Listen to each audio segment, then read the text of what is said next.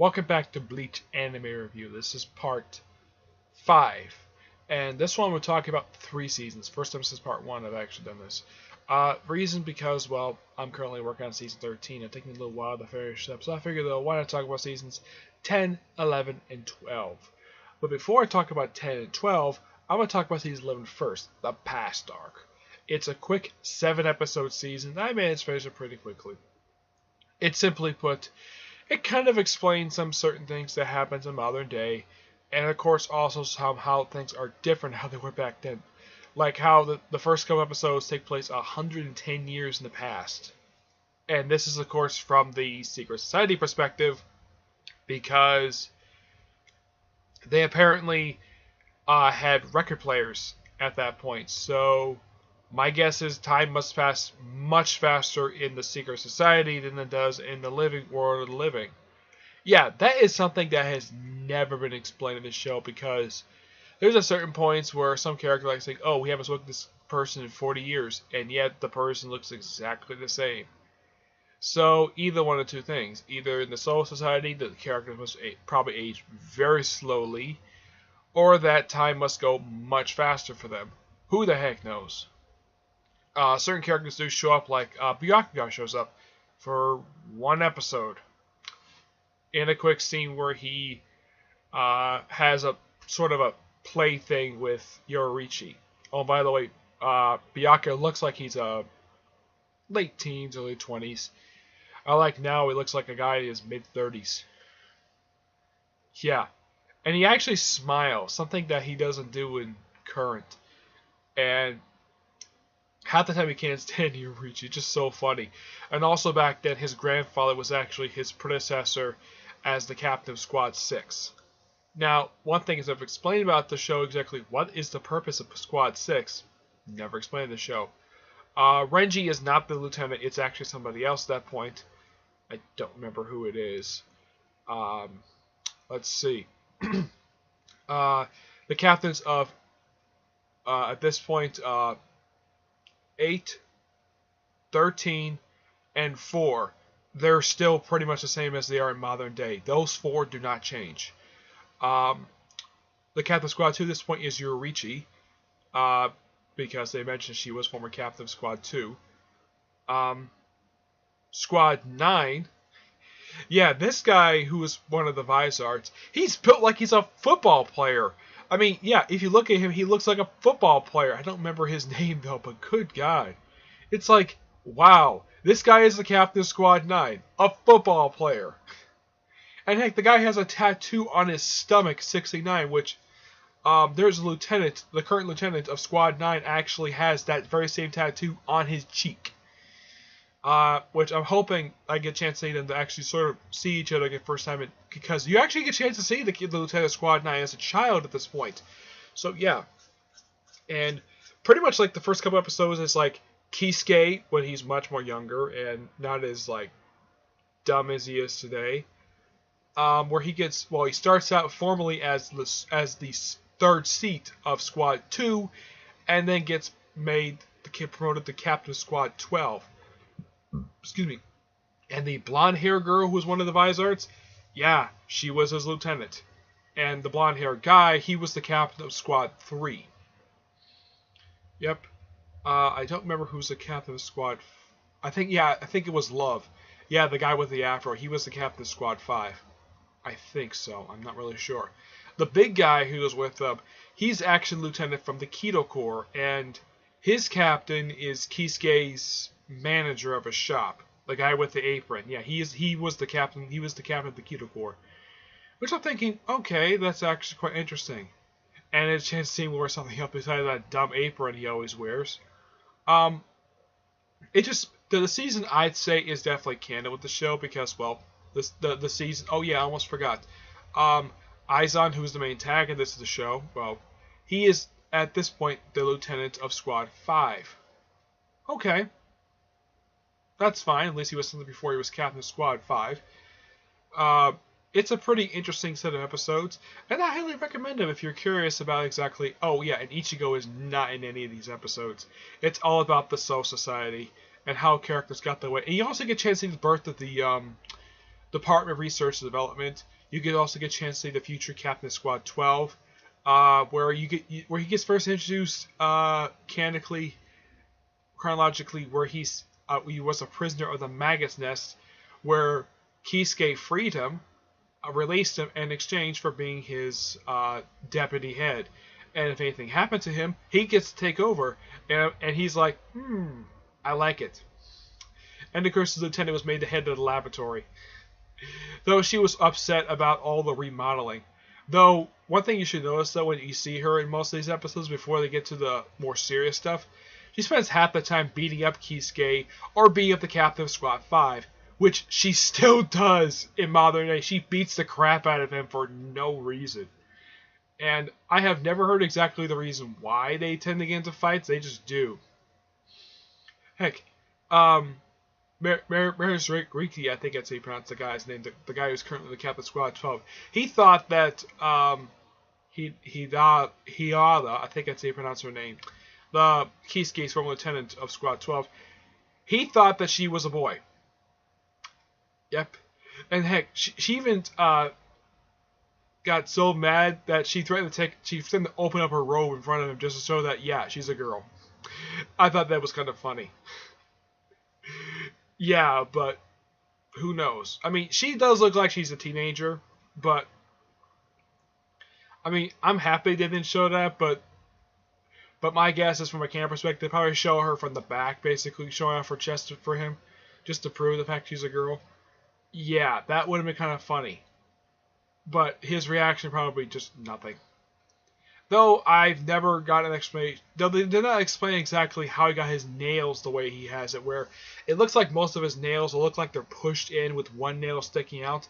Yeah, they have not explained that yet. And the way his face looks, where it's like look like it's chalk white with like a black over his face. Yeah, apparently that's how he was back then.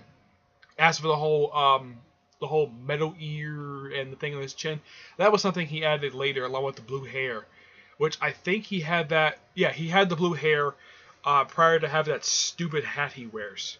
Yeah, he's practically one of two captains who wears a hat. I am not kidding about that. Yeah, but interesting set of episodes. Plus, you get a chance to see how the Vizars got their holoforms. That I thought was the most interesting. Heck, when they showed the captain of Squad 5 how he became holoform, it's like he became a deadly football player. I'm not kidding. It's like he was. It looked like, because in fact he was wearing the holo mask, it looks like he was on steroids. And looks like he was about to go crazy. His holo mask was weird. It looked like something that you would see a football player wear, except it looks like it was a square mask. Everyone else looked like they had very circular looking mask. But, yeah. But of course, it does give an explanation of why Kisuke is the way he is in modern day. And why, it doesn't explain exactly why Yorichi abandoned Song Fang. Why she abandoned her. Yeah, that the thing does not show. And then of course it jumps ahead years later to, well, modern day, and saying that Sonjay basically says, yeah, he owes Kisuke a lot. Basically, because if it hadn't been for Kisuke, they would not be alive. So yeah, interesting set of episodes. Now talking about seasons 10 and 12. 10 is simply just a continuation of what's been happening from the previous few seasons. Like, everybody is like, well, basically season 10 starts off with pretty much a recap of the ending of the previous season, but it has a slightly different ending to it. Like, right after he defeats Grimmjow, it's like, okay, instead of like saying, Ichigo saying, Orihime, let's go home, basically he just picks her up by the waist. I'm not kidding, the way the camera points out that you see it. He basically picks her up by the hips, puts her over his shoulder, and he's like, what are you doing this for? He's like, I don't have time to find stairs, I'm just going to jump down with you on top of me. I thought that was just so hilarious. And also, and then of course, because of his fight, and of course Grimmjow somehow still around, kicking. And he's like, yeah, I don't want to fight you now in your current condition. I would love to fight you again, but not now. We're both tired. And plus, I beat you. I know he didn't say that, but yeah. Because Grimmjow was basically on the verge of death. He's like, I'm not going to fight you now. That'd be stupid. And then, of course, his the fifth the fifth spot shows up completely out of nowhere with that gigantic Zapak toe of his. Yeah, and he spends he spends half the time basically wailing at Ichigo for a few episodes, and then Nail turns into her adult form, where she turns into smoking hot woman. Apparently, she used to be Arrancar number 3. Excuse me. And she has a pass with Arrancar number 5, where he was previously Arrancar number 8, and apparently he's the one responsible for cracking her mask and having her lose her memory, and basically inadvertently turning her into a child. But yeah. And seeing her release Zapacto form is just so funny. It's basically her getting hoofs. And also, because of the fact she's in her form, she basically still talks like she does in a child form. And she hugs Ichigo. And she basically almost looks like she's squeezing him to death because of how strong she is. Though, she's probably the only Arrancar who actually was good the whole time. She basically doesn't like fighting. It's shown frequently in flashbacks. She doesn't like fighting at all. She only fights whenever it's necessary. But she's a fun character nonetheless.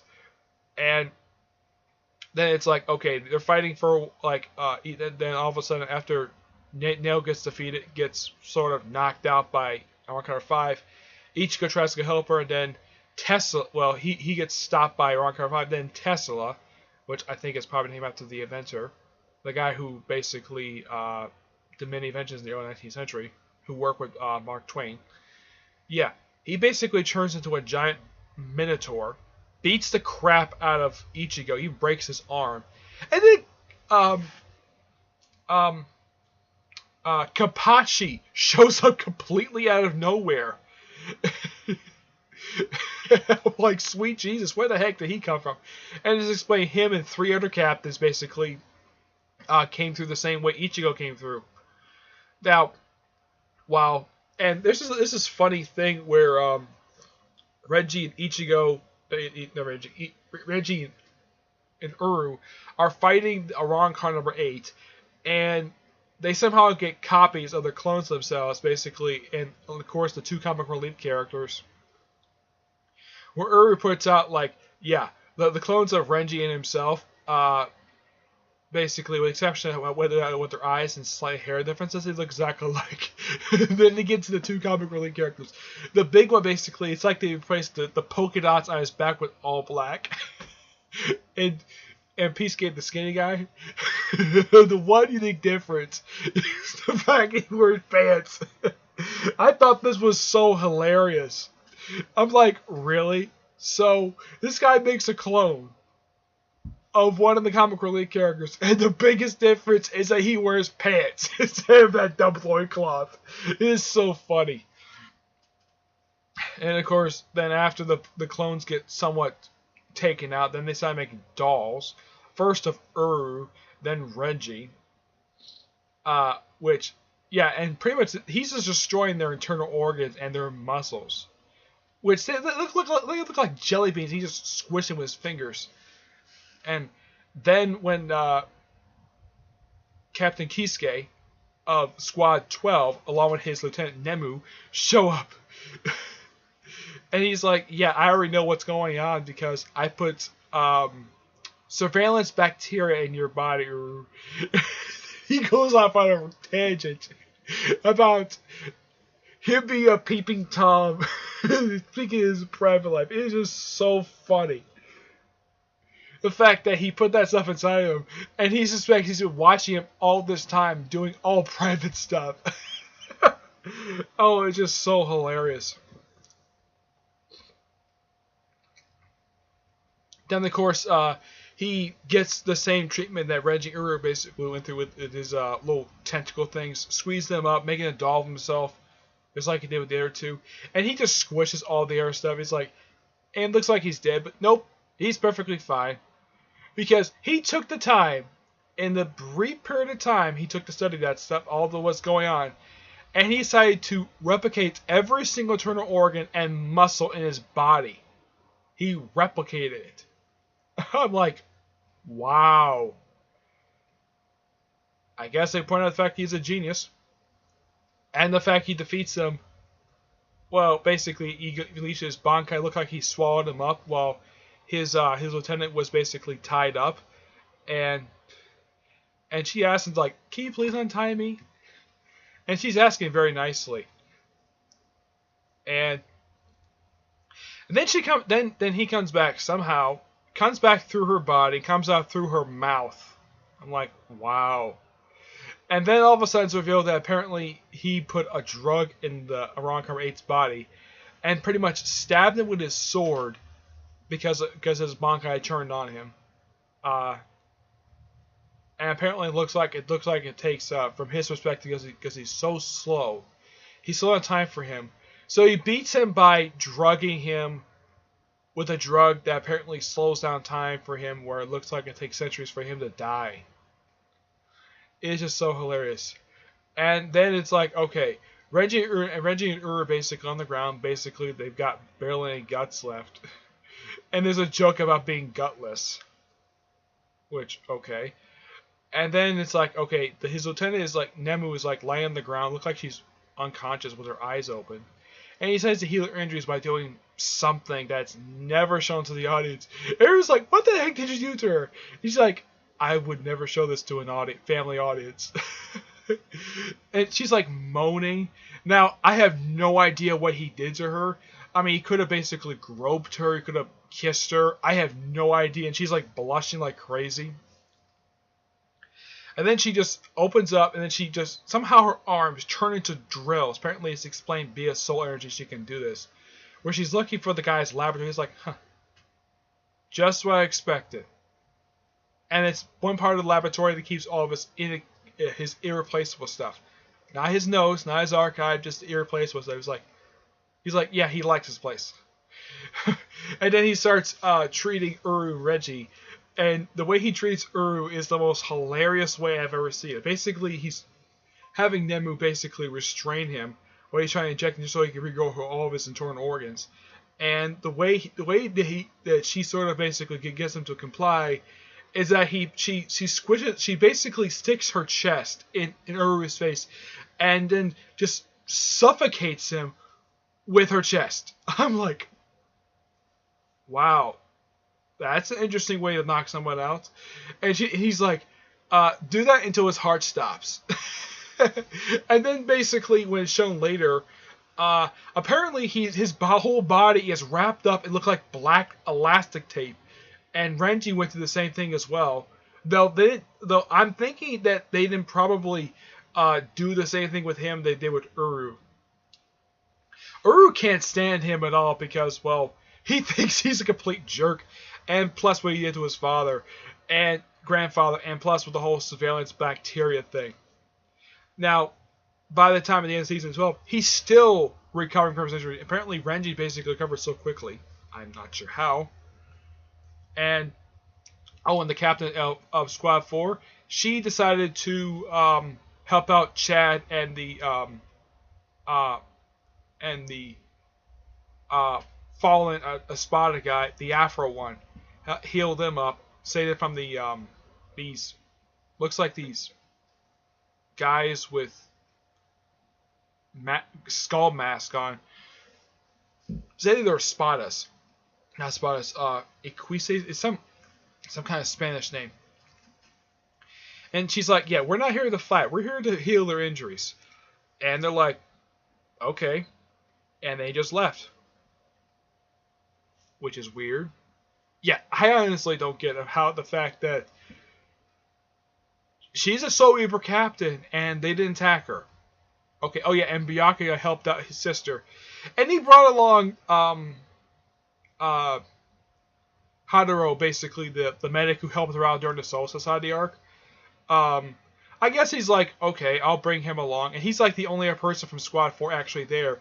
And he gets lost so easily. Heck, he even gets wounded by Rukia when she's like brainwashed by the guy who was about to kill her.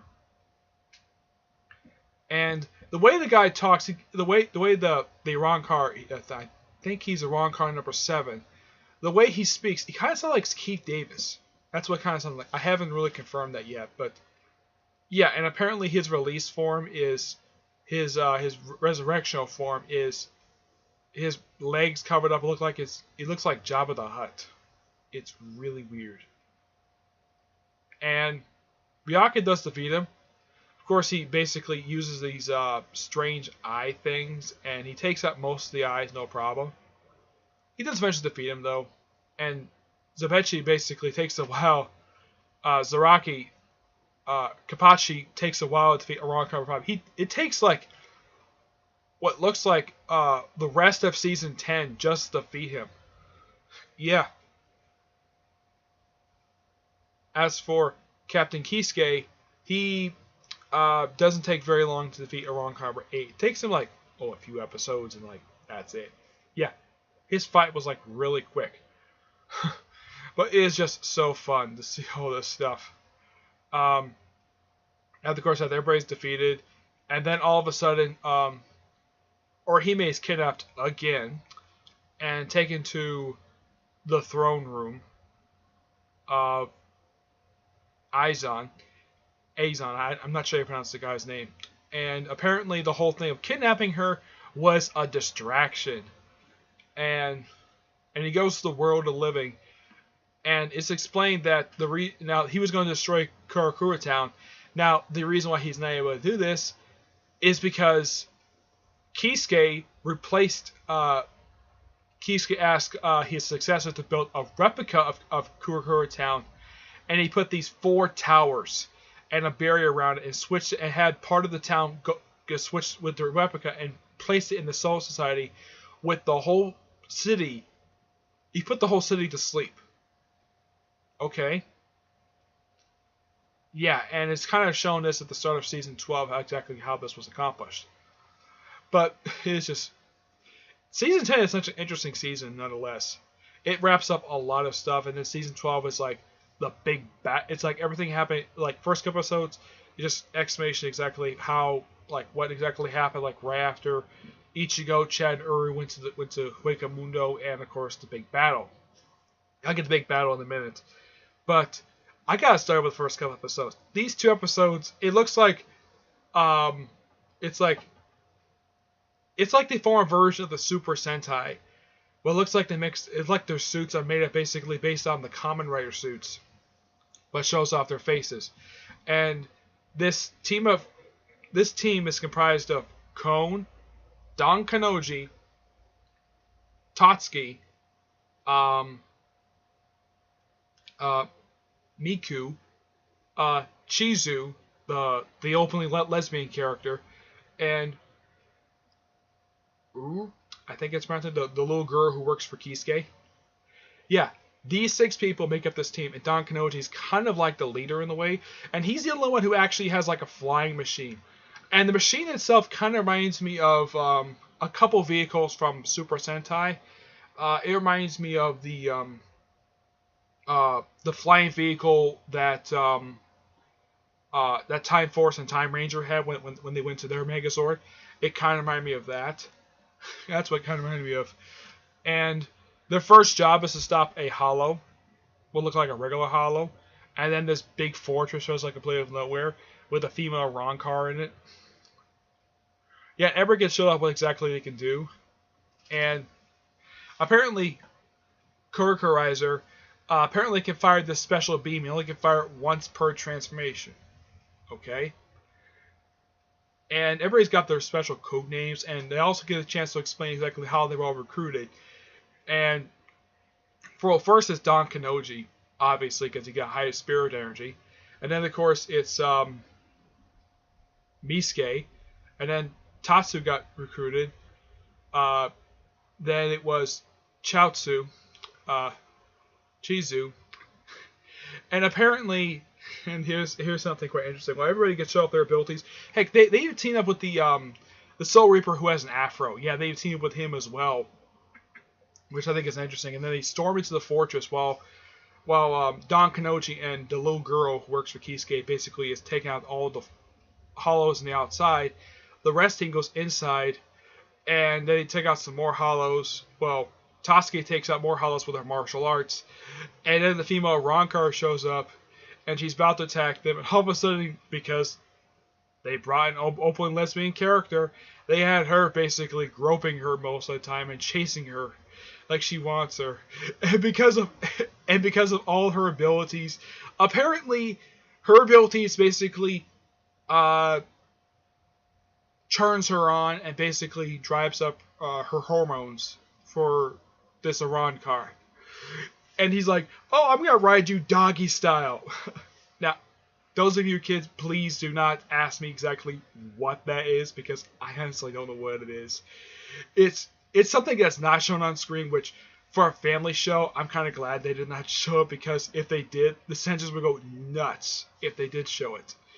And Uru does a lot of like explanations of everybody's powers, like because Mizumi likes to run away. Yeah, it enhances his runaway powers.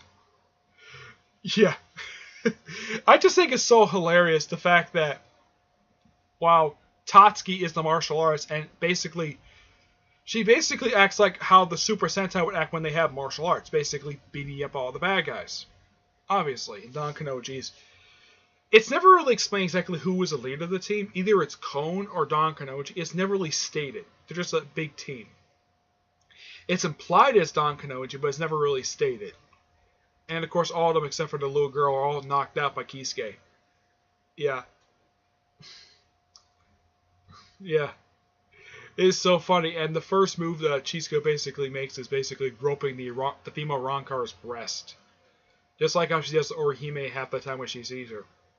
And of course, Tatsuki is not beating her up because she's not doing that to Orihime. Then went to the Arrancar. Chisuke is like, "Go ahead. I don't care. Just don't do it, Orihime." Just think. Yeah, I guess these 2 episodes were just throwing there just for comedy purposes, and plus also an explanation exactly why things are. And then of course, the next episode starts up with the previous season ended, where all the rest of the squad captains and the subordinates show up on top of the fake Karakura town. And they spent pretty much the rest of the season while Ichigo fights Urku. Basically, they start off his fight with him, and of course later on they show the rest of the characters their fight with they show Renji, Rukia, and Chad their fights with the other characters, the other Franciscos.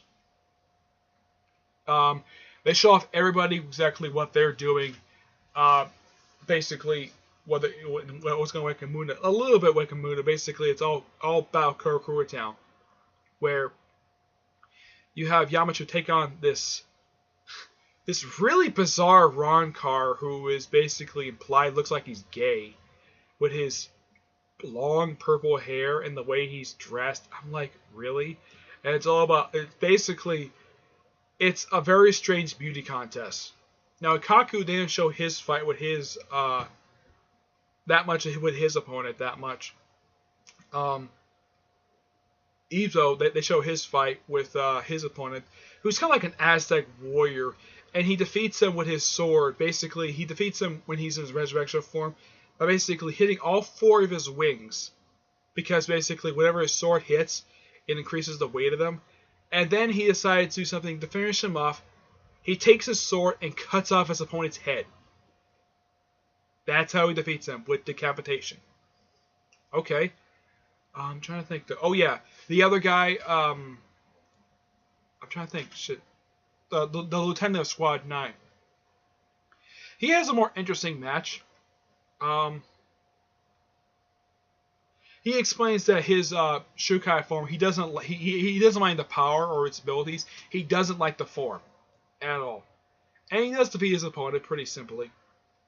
And of course, you have Totsu and his lieutenant taking on all the female Arrancars.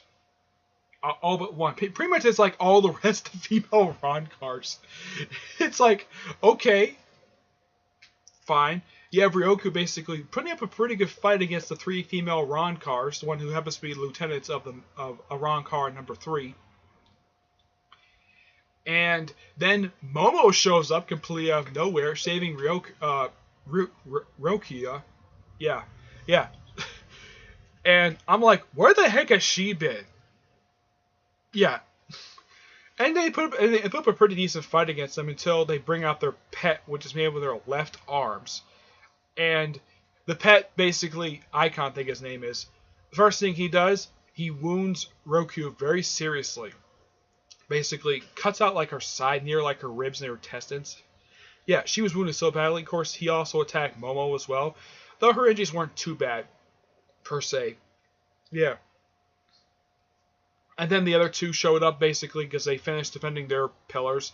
They're like, okay, let's go and oh, I almost forgot. Ikaku's basically he was defeated and his pillar was destroyed, though they were able to prevent the real Karakura town from being returned thanks to the captain and lieutenant from Squad 7. And the captain of Squad 7, man, this guy is a badass. Especially him with his Bankai form. Basically defeats his opponent very... Takes about an episode or two, but it does defeat him. And I gotta admit, basically when he first shows up, it's like a big, huge stomp. It's like, how much weight does this guy have on him? I mean, I get the fact that this guy has a wolf's head, but how much does this guy weigh? Yeah, I mean, his boots are basically look like they're made of metal. He's got like shoulder pads. Yeah. But back to the monster guy.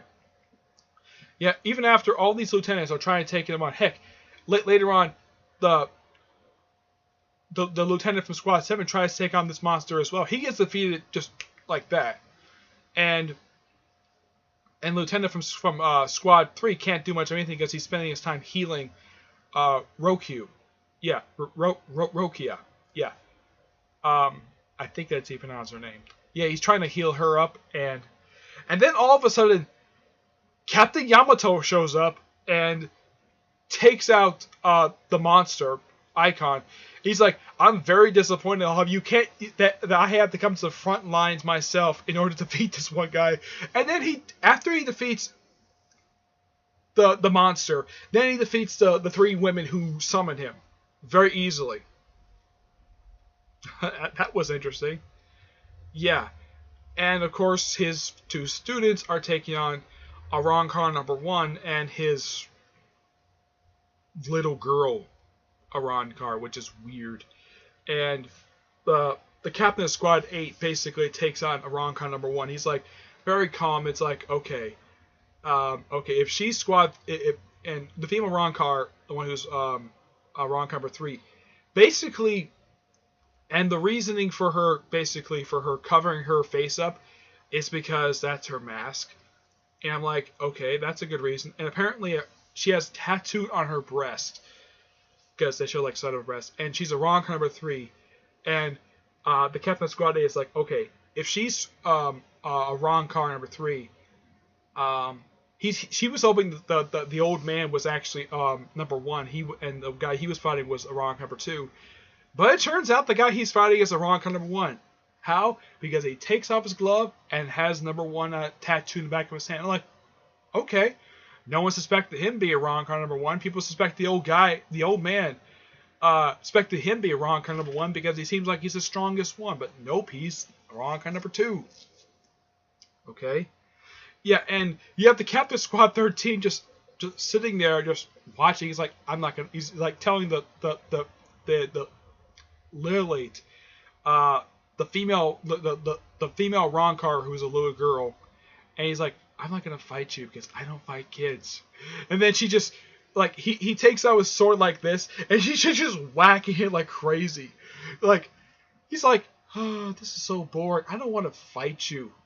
I mean, I get the fact the guy is being respectful to her because she's a little girl. He does not want to fight kids at all. He prefers fighting adults. Which, okay, fine. Heck, he even tells us every time, just go home. He's like, nope, I want to fight you. And by the way, this little girl wears the skimpiest attire. Basically, she wears like a vest that, well, it's open, not like open to show up her breast. It's like, okay, it's covering up her breast. Basically, she's wearing like she looks like she's wearing underwear and boots. That's what, and she has this helmet on that covers up her one eye, and her hole is like right in her belly. Yeah. I'm like, okay. Nothing really else interesting about this Arrancar. I mean, I get the fact it's a little girl. Looks like they're the same age as Lieutenant of Squad 11. I wouldn't be surprised if Kapowski shows up and has Lieutenant take on her. That would be interesting to fight. But yeah, interesting set of episodes. But there's a few other ones I want to talk about. There's like 3 that wrap up the season. One is called Wonderful Error, which takes place just prior to the pilot. It's basically a prequel. It's like setting up everything that happened just before the pilot, like Rukia gets into the real world, World of Living. Renji gets his promotion to lieutenant. And of course, everybody meeting each other for the first time. Interesting episode. Excuse me. And the following episode, this one I was looking forward to watching because this one is so hilarious when I finally got a chance to watch it. Simply put, it's all the main female Soul Reapers going to the beach with a few of the other male characters. Yeah, all the male with some of the other characters, and you get a chance to see some of these female Soul Reapers wear something else besides the Soul Reaper attire. I mean, the only ones I have seen with of these women who they're not wearing. The only one I did see where they wear something else besides Soul Reaper attire is Ryoku. That's it. She's the only one. And of course, Rukia. And they originally they had a swimming pool which was built in Byakuya's mansion, which he destroyed. It's like, oh no, what are we gonna do now? And then like the captain of Squad 4, she's like, okay, I got an idea. Let's go to the beach. And the episode starts off with all these female Soul Reapers going shopping for swimsuits. I'm not kidding. That's how the episode opens. And Song Fang is blushing at Yorichi, which I have this really weird theory that Song Fang is actually in love with Yorichi. Yeah, I have this strange feeling that she's in love with her. Yeah, that's just my personal theory that she has a thing for her. And I'm like, all of them are there shopping for swimsuits. Yeah. And when they finally show up all these women in their swimsuits, I'm like, some of them I'm not surprised. Like Roku, basically the one she picks out, the one that barely covers up her big breast that she's got. Like, yeah, I'm not surprised about that. Like Nemu, basically, not Nemu, No, I think her name is the one who's lieutenant of Squad 8. Yeah, apparently it's revealed in the episode. Apparently she wears pads in her bra. Yeah. This was during the whole contest of building sandcastles. And Byakuya, I'm like, okay, so he wears something else besides the Soul Reaper robes. Wow. And it looks like he's not having a good time. It's like, okay, he was invited because, well, as an apology for building the swimming pool in his mansion. And then basically somehow, not only the female Soul Reapers are there, but of course Ichigo, Chad, Uru, and Orihime are there, obviously.